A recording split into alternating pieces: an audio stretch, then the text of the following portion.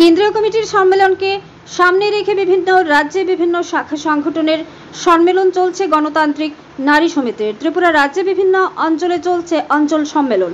রবিবার রামনগর অঞ্চল সম্মেলনকে সামনে রেখে যুদ্ধবিরোধী মানববন্ধন সংগঠিত করে গণতান্ত্রিক নারী সমিতি রামনগর অঞ্চল কমিটি।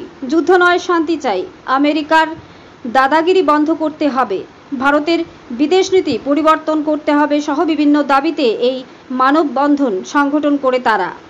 ব্যুরো রিপোর্ট, আরি, ধর্মনগর। আমাদের গোটা রাজ্য জুড়ে সারা ভারত গণতান্ত্রিক নারী সমিতি সম্মেলন প্রক্রিয়া চলছে।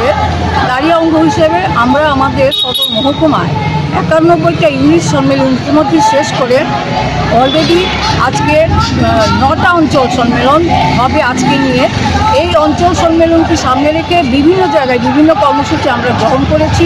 কোথাও গাছ লাগানো, কোথাও গাছ বিলি করা, কোথাও মানববন্ধন কর্মসূচি যুদ্ধের বিরুদ্ধে, কোথাও শিশুদের বসে আঁকো প্রতিযোগিতা। এই কর্মসূচিগুলো আমরা করছি। আমরা লক্ষ্য করছি এই কর্মসূচিগুলো করতে গিয়ে বিশাল সাড়া পাচ্ছি। এখন যে সময় উপযোগী যে কর্মসূচি সেটা হচ্ছে যুদ্ধ। আমাদের পৃথিবীতে একটা যুদ্ধের যে আবহাওয়া চলছে, কোথাও কোথাও মার্কিন সাম্রাজ্যবাদীরা করার চেষ্টা করছে।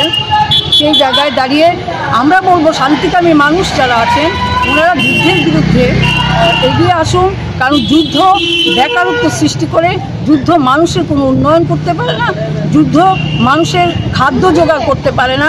এই যুদ্ধের বিরুদ্ধে আমাদের লড়াইকে আরও বেশি তীব্র করবার জন্যে আমরা সকল অংশের মানুষের কাছে বিনীতভাবে আবেদন করব। তার জন্যই আমরা মানববন্ধন কর্মসূচি করছি যুদ্ধের বিরুদ্ধে।